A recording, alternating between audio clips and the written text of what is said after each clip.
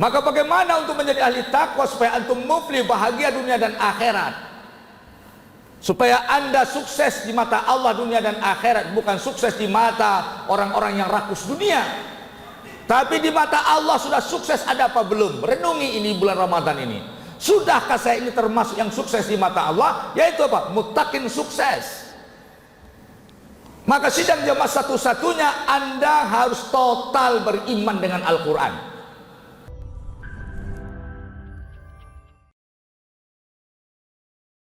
Alhamdulillahi Rabbil Alamin, wa bihi nasta'in ala umurid dunya waddin.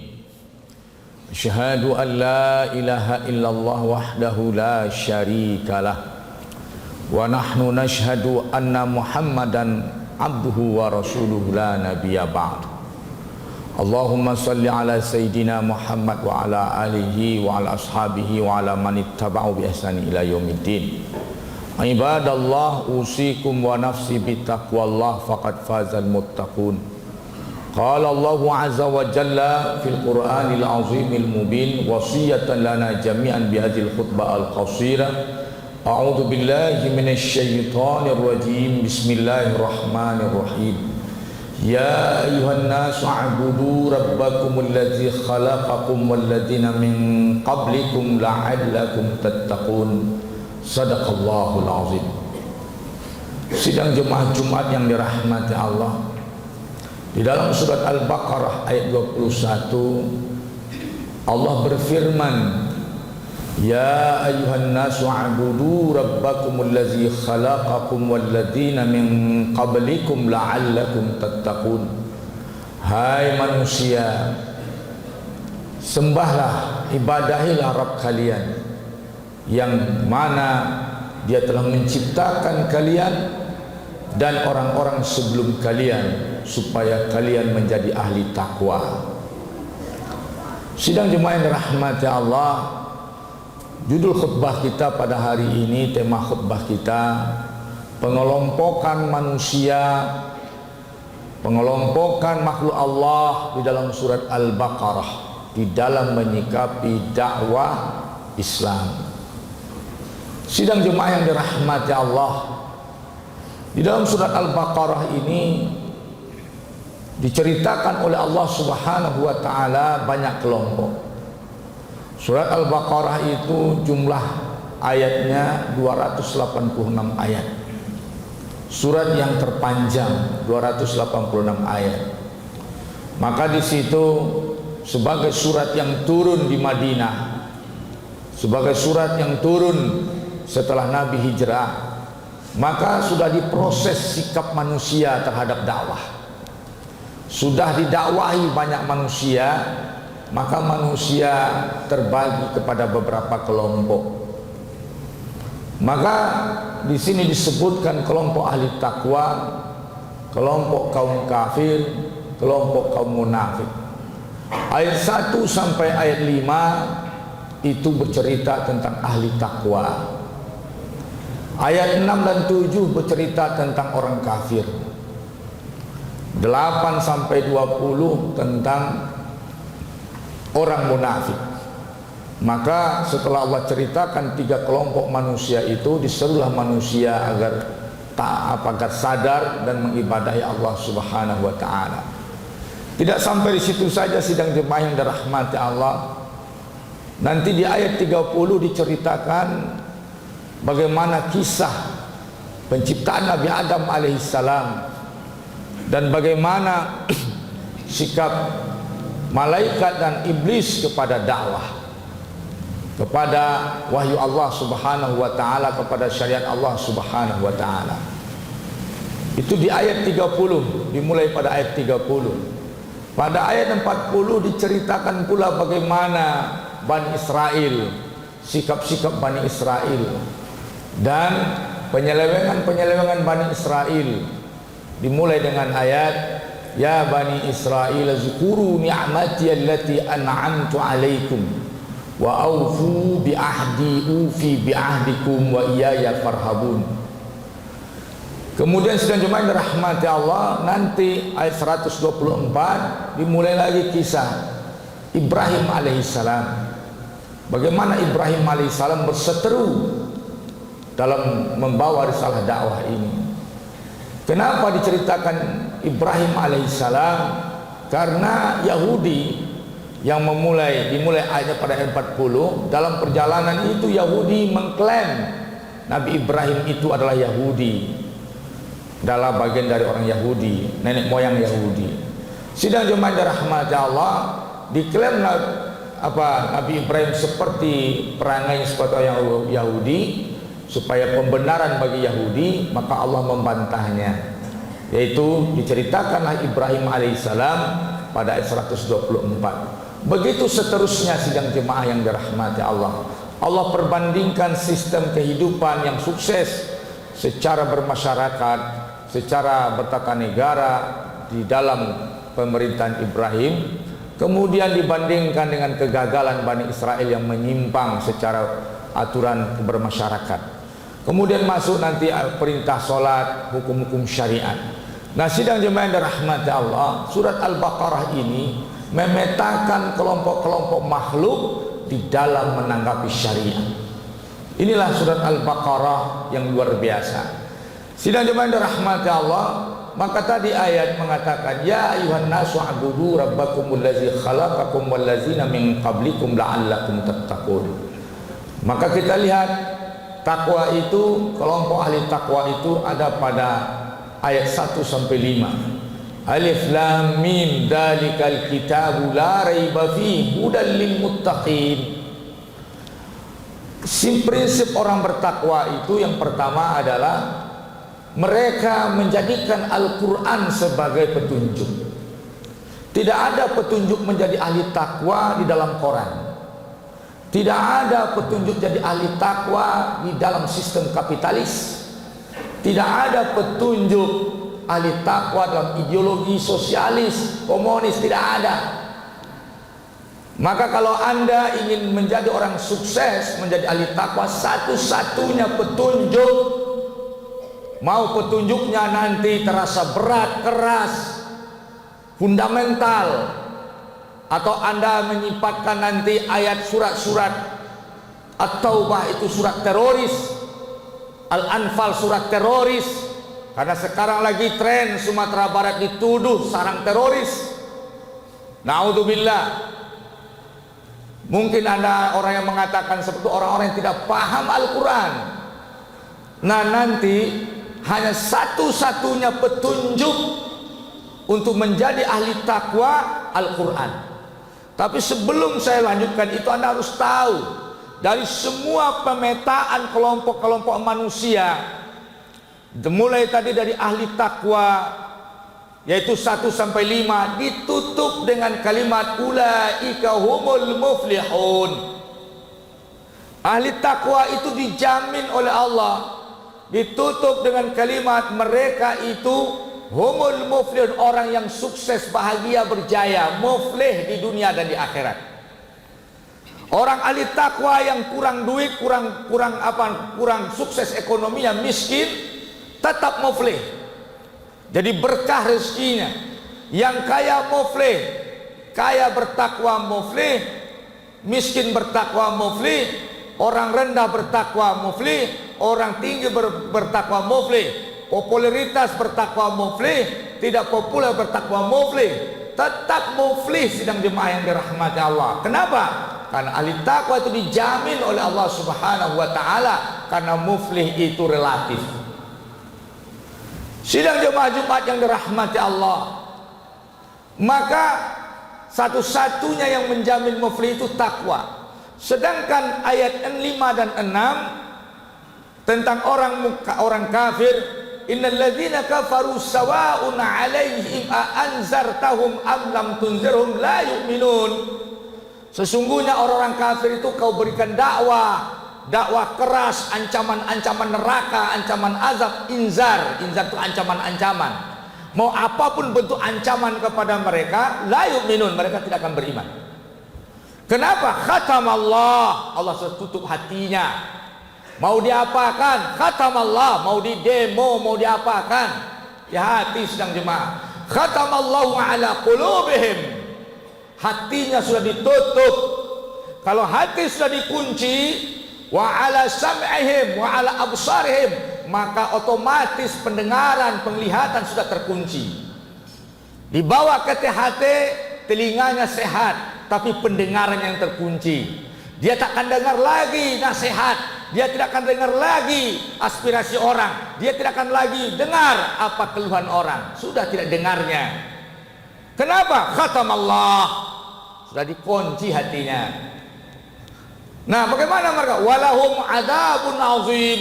Orang kafir itu ending dari hidupnya, sesukses apapun dia, sehebat apapun dia, seluas apapun wilayahnya, sehebat apapun kekuasaannya, lahum adzabun azim.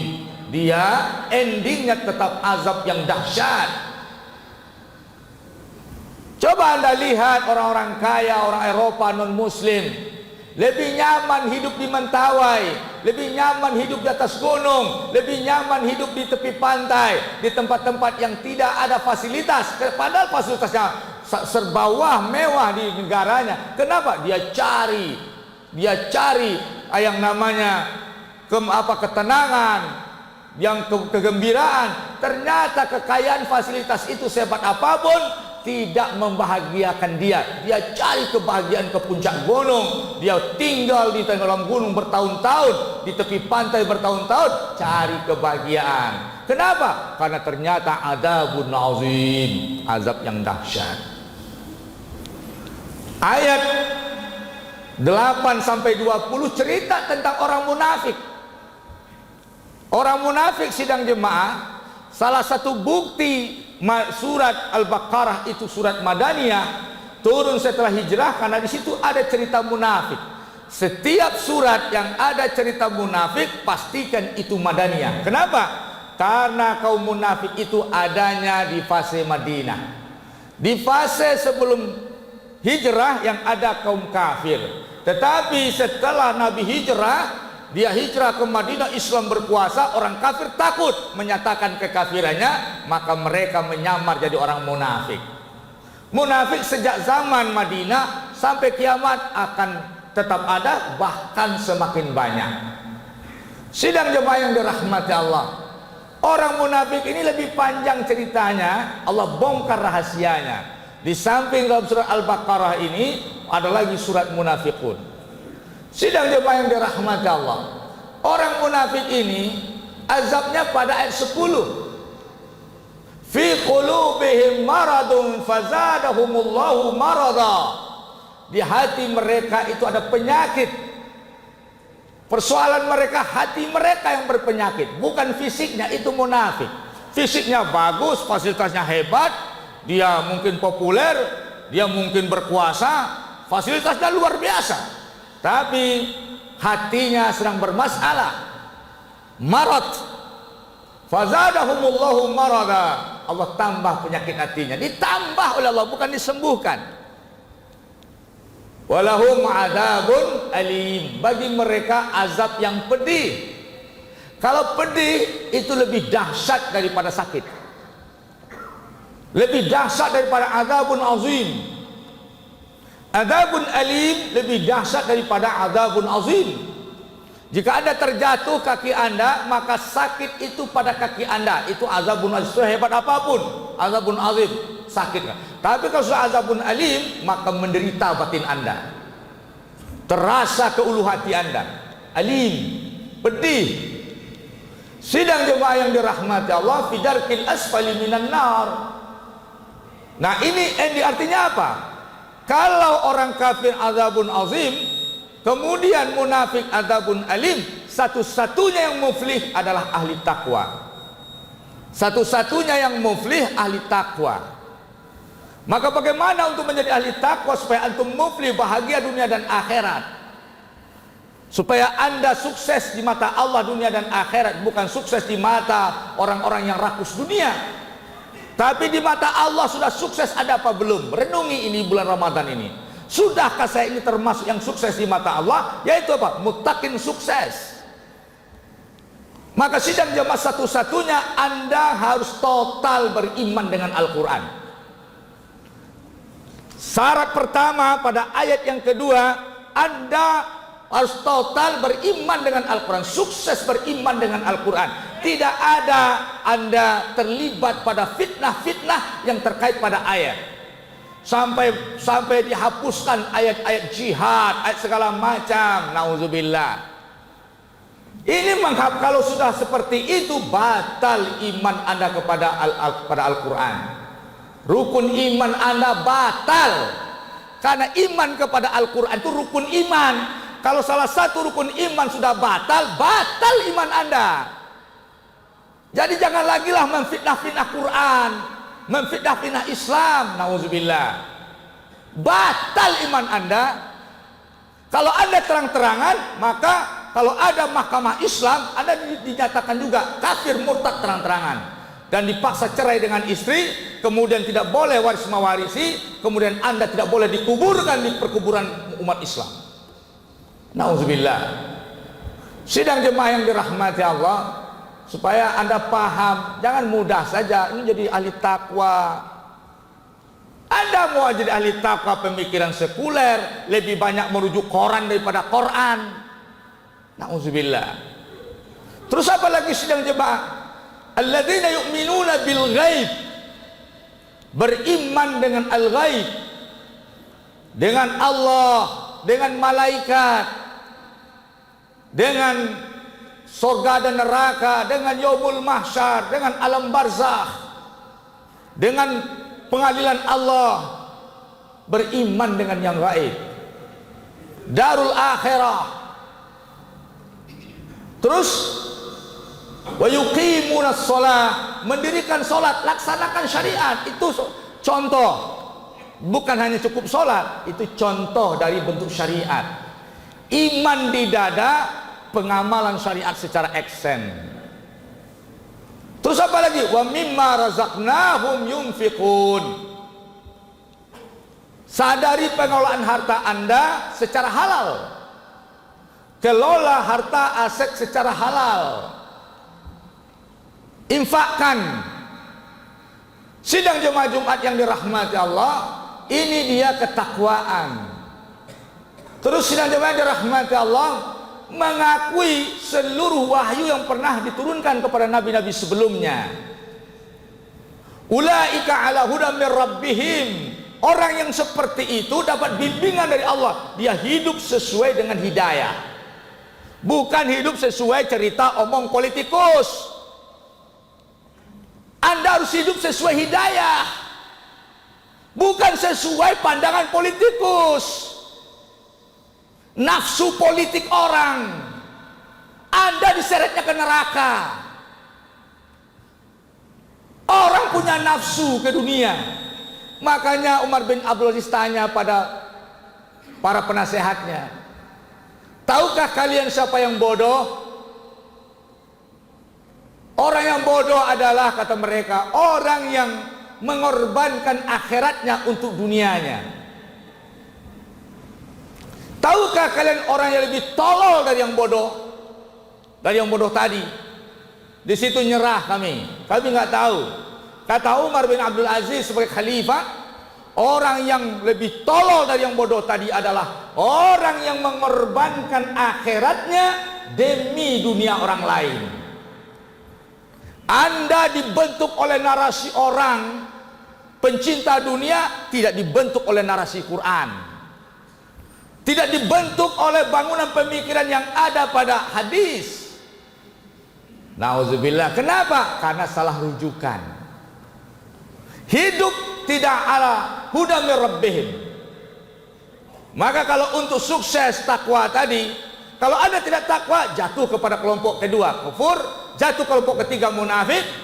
Maka sidang jemaah yang dirahmati Allah, Allah ceritakan itu semuanya. Pada kasus masalah Adam itu nanti perkara apa? Perkara iblis. Wa idz qulna lil malaikati isjudu li adama fasajadu illa iblisa aba wastakbara wa kana minal kafirin. Ketika kami perintahkan kepada malaikat, sujudlah kepada Adam, malaikat langsung sujud spontan, sami'na wa ata'na, illa iblis, kecuali iblis. Aba, dia enggan. Kalau enggan bersyariat, apalagi anti syariat, sekarang penangkapan isunya NII, Negara Islam Indonesia, karena mereka ingin membuat negara bersyariat, wallahu alam, 1.300, 1.000 lebih di Sumatera Barat. Ini fitnah, ini perlu diklarifikasi. Sidang jemaah yang dirahmati Allah, maka ketika itu sujud malaikat, iblis enggan kepada syariat. Bukan syariat sholat pada Allah, tapi sujud pada Adam. Sidang jemaah bahwa wastakbara wa kana minal kafirin, enggan, takabur, kafirlah dia. Jadi hari ini orang yang sombong pada syariat, yang takabur pada syariat, wa kana minal kafirin, terbukti dari sorga iblis dikeluarkan, diusir.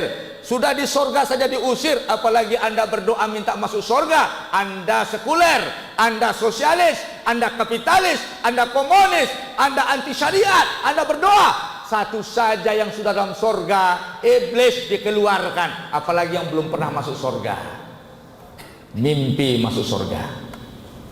Sidang jemaah yang dirahmati Allah, maka surat Al-Baqarah itu mengkaji Anda di kelompok mana, Anda di kelompok mana, Anda bertakwa apa tidak.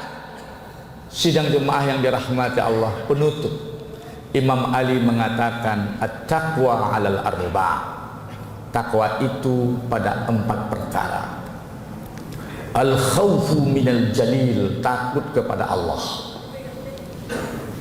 tidak takut kepada selain Allah. Anda berikan hak takut semurni-murninya kepada Allah. Kemudian al-amalu bitanzil, laksanakan syariat, anti syariat jangan cerita takwa. Sidang jemaah yang ketiga, ijtinabul manahi wal manhi wal ma'asi, jauhi larangan-larangan dan maksiat.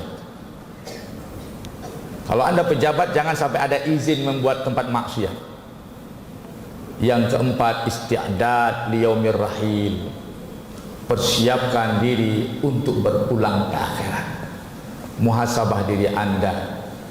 Di antara rumah Anda yang mewah-mewah hari ini, Anda ditunggu oleh satu ruangan sempit, yaitu liang lahat.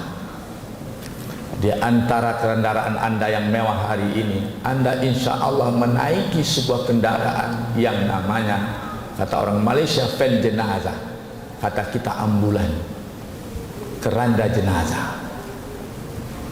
Di antara baju uniform Anda yang hebat hari ini, yang Anda banggakan, seolah-olah Anda kebal hukum dengan baju uniform Anda itu, ada satu baju yang bakal Anda pakai, dipakaikan orang pada Anda, yaitu kain kafan. Fa'tadru ya ulil absar la'allakum turhamun.